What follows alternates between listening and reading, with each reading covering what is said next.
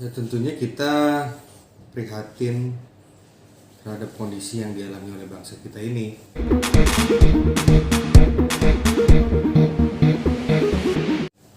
Bahwa virus yang datang dari Wuhan, Cina ini itu telah berdampak bagi kehidupan sosial dan ekonomi masyarakat kita. Berbicara untuk DKI Jakarta sendiri dengan jumlah 10 juta jiwa, kita merasakan betul dampaknya. Bagaimana pemerintah juga sudah mengeluarkan anjuran dan keputusan terkait dengan PSBB, pembatasan sosial berskala besar itu, di mana kita membatasi kegiatan-kegiatan aktivitas kita di luar rumah. Kita harus tetap di rumah, menjaga jarak, menjaga kebersihan. Tapi yang sangat terimbas ya adalah sektor ekonomi itu sendiri. Tapi bagaimanapun, ekonomi pasti bisa bertumbuh kembali, tapi nyawa tidak bisa untuk hidup kembali. Jadi apa yang sudah dilakukan pemerintah itu sudah sangat baik dan tepat, bahwasanya menyelamatkan jiwa manusia adalah di atas segala-galanya, di atas kepentingan ekonomi itu sendiri. Lalu terkait bantuan sosial sendiri seperti apa Bang ya? Maksudnya dalam konteks ini kan sinergitas antara DPRD dan gubernur ya Bang ya? Itu seperti apa Bang menyikapinya Bang? Ya, kita di DPRD DKI Jakarta tentunya dalam fungsinya sebagai budgeting, pengawasan dan juga legislasi, terutama di bagian budgeting adalah bagaimana menganggarkan anggaran penanggulangan COVID-19 itu. Sebagaimana kita tahu, DKI Jakarta memiliki anggaran APBD yang cukup besar. Tetapi permasalahannya walaupun dikatakan besar dengan APBD hampir 80 sekian triliun, berapa pendapatan yang kita dapat pada hari ini? Dalam eksekutif summary yang kita miliki, baru 10 triliun kita mendapatkan pendapatan. Dengan belanja hampir 8 triliun. Otomatis berarti dengan selisih hampir hanya 2 triliun, kita hanya mengandalkan silpa tahun lalu. Silpa kita memang cukup besar, kurang lebih hampir 9, sekian triliun. Berarti apa yang situ kita dapat? Bahwa kita butuh anggaran yang di luar daripada itu. Dan akhirnya kemarin Bapak Gubernur minta bantuan kepada Bapak Jokowi. Akhirnya disetujui dengan anggaran 4,9 triliun data dari Kemensos untuk membantu masyarakat di Jakarta. Untuk data sendiri sudah memang benar 350.000 per kepala keluarga atau seperti apa Bang ya? Karena kan anggarannya kalau nggak salah itu yang dibilang tadi 9 triliun tadi. Iya, kita berbicara anggaran bahwasanya jumlah jiwa yang terdampak dalam wabah COVID-19 ini kurang lebih hampir 1,2 juta jiwa yang hari ini sudah memang diberikan bantuan sedang berjalan. Tetapi tidak hanya orang miskin saja yang merasakan dampak daripada COVID-19 ini, tapi bagaimana sandwich people, orang-orang yang hidupnya masih di garis tengah. Ketika ada wabah ini terdampak luar biasa, dia bisa jatuh ke jurang kemiskinan. Ini yang harus kita pikirkan. Nah, itulah yang kemarin dibicarakan oleh Bapak Gubernur dengan Bapak Ma'ruf Amin, bahwa ada penambahan sekitar kurang lebih 2,6 juta jiwa lagi orang-orang yang kehidupannya di tengah-tengah itu, yang harus kita bantu dan pemerintah harus hadir di situ. Oke, tapi seberapa besar kekuatan anggaran Bang jika dampak ini sampai ya sesudah Lebaran gitu Bang? Ya, kalau kita katakan anggaran Jakarta memang masih bisa mampu, tetapi kita nggak bisa prediksi kapan ini bisa selesai. Seandainya ini berjalan sampai dengan 1 tahun ataupun 1 tahun lebih, saya rasa pemerintah bisa dalam keadaan berbahaya. Maka saya juga lihat pemberitaan bahwa pemerintahan Bapak Presiden Jokowi mengeluarkan surat utang terbesar pada saat ini. Tujuannya apa? Untuk ada standby loan ataupun ada dana standby yang dipersiapkan bila mana kali-kali memang wabah ini berdampak panjang. Maka daripada itu aturan PSBB ini harus menjadi kesamaan pikiran dari kita semua dulu. Bahwa apa yang diperintahkan pemerintah adalah anjuran untuk kita laksanakan.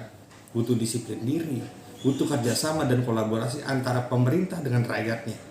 Bahwa keadaan hari ini pemerintah dalam kesulitan. Oke, bicara PSBB Bang,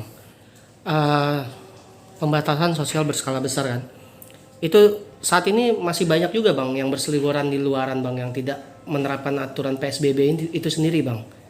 Hukumnya itu seperti apa sih Bang dari segi hukumnya? Ya, kita tahu bahwa dalam Permenkes itu ada kata-kata ya, bila mana tidak melaksanakan itu ada pidana 1 tahun penjara dengan denda 100 juta rupiah.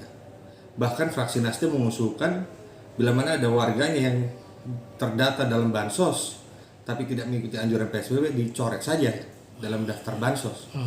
Tetapi bagi saya itu tidak akan bisa maksimal kalau tidak ada kesadaran yang luar biasa daripada warganya sendiri. Bahwasanya hari ini kampanye terhadap mengikuti anjuran PSBB harus masif. Bahwa melindungi dirimu adalah melindungi keluargamu. Lindungi saya, lindungi kamu, saling melindungi. Lindungilah orang cintai. Bahwasanya virus ini memang sangat amat mematikan. Lalu terkait pidana 1 tahun ya kan Bang ya. Itu sendiri kan napi sendiri dibebaskan Bang. Sedangkan aturan ini diberlakukan tapi ada pidananya. Apakah itu tidak bertentangan juga Bang?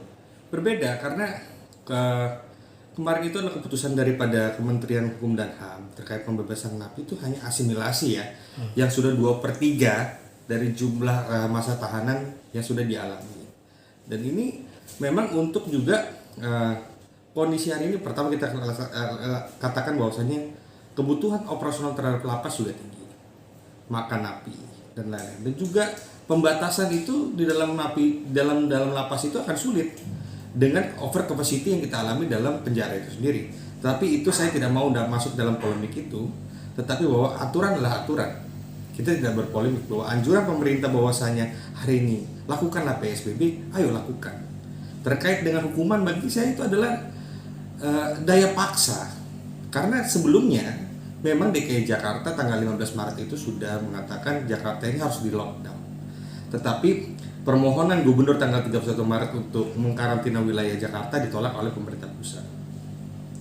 Dan kondisi PSBB ini yang diberikan oleh Kemenkes disetujui, ya ayo kita laksanakan.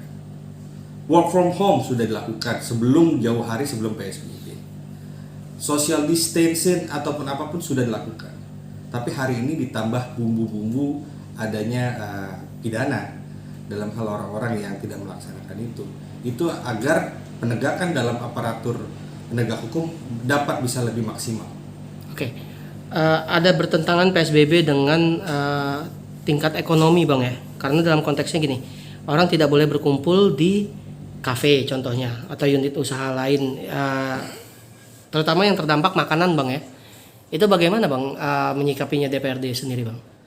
Kita paham ini kondisi yang extraordinary. Jadi bukan kondisi yang biasa-biasa aja, bahwasanya kewajiban pemerintah adalah memastikan rakyatnya untuk tetap hidup sehat, dapat makan. Itu yang utama. Jadi untuk kebutuhan-kebutuhan yang lainnya memang dalam kondisi seperti ini kita harus sama-sama memaklumi itu. Bahwa ekonomi ini hancur, jangankan di Indonesia tapi di luar negeri juga mengalami hal yang serupa. Jadi hari ini yang pertama harus ditanamkan dalam pikiran kita adalah keselamatan diri dulu. Makanya pikiran dari Bapak Anies dan Bapak Jokowi sudah sangat tepat bahwa keselamatan jiwa di atas segala-galanya daripada ekonomi itu sendiri. Dari Partai Nasdem sendiri Bang, ada bantuan nggak sih yang diberikan kepada masyarakat yang terdampak COVID-19 ini? Kita sudah melaksanakan kegiatan-kegiatan bakti sosial banyak sekali berupa bantuan sembako, bantuan penyemprotan disinfektan, pembagian masker, pembagian hand sanitizer. Itu sudah kita turun lakukan khususnya di wilayah DKI Jakarta. Berapa kantong Bang? Maksudnya dalam konteks berapa kantong massa atau berapa kantong basis massa yang ada Bang? Kita sudah mendistribusikan hampir 50.000 masker, 50.000 butir telur, 50.000 kantong sembako dan lain-lain kita bagikan untuk di 6 wilayah kota dan kabupaten se-DKI Jakarta. Berarti bukan hanya untuk kantong massanya Partai Nasdem Bang ya? Ya, ini bukan masalah siapa memilih dan dipilih pada saat pemilu yang kemarin, ini masalah kemanusiaan.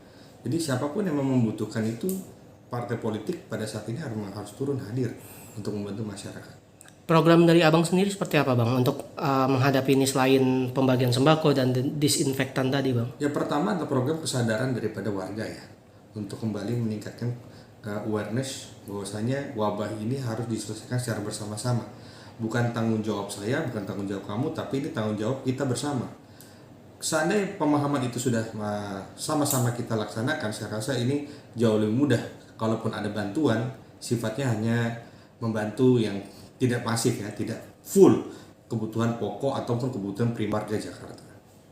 Abang sendiri terjun langsung ke masyarakat untuk memberikan pencerahan Bang? Ya tentu tidak ya, karena kita menggunakan basis platform media sosial dan lain-lain untuk hanya bisa membantu, karena kita juga dibatasi dengan physical distancing, social distancing. Jadi campaign dari media sosial yang kita kencangkan di situ. Seberapa masif bang?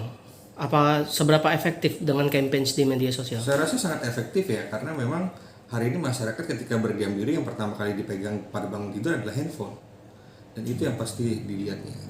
Jadi ya hanya itu yang bisa kita lakukan pada saat ini. Oke. Mungkin ada pesan bang kepada masyarakat bang? Ya, kepada masyarakat khususnya warga Jakarta, saya Wibi Andrino, anggota DPRD DKI Jakarta, menghimbau dan mengajak terutama untuk mengikuti anjuran pemerintah untuk mengikuti PSBB ya, pembatasan sosial berskala besar. Mari kita sama-sama, kita kerjasama, kita kolaborasi bahwasanya ini aturan ini memang berat. Ada jangka waktu 14 hari dan mungkin bisa diperpanjang dengan mengikuti kondisi, tapi ini yang diutamakan adalah untuk keselamatan kita bersama. Ayo kita kerjasama. Terima kasih.